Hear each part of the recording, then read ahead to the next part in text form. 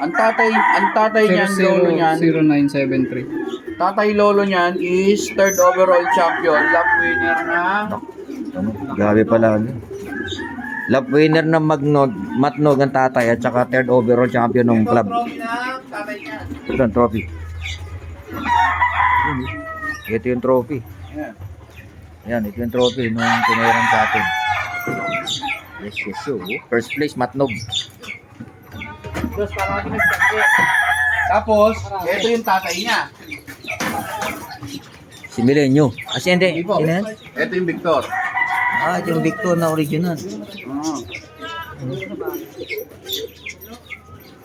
Ito, ganda ano. Pero ano pa rin, ang ganda ng mata.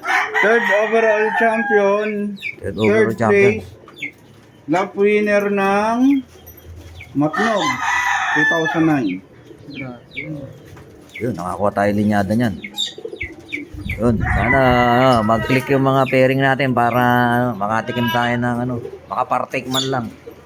So yung mga producer natin dito, ihahabol natin ng ano, ng South.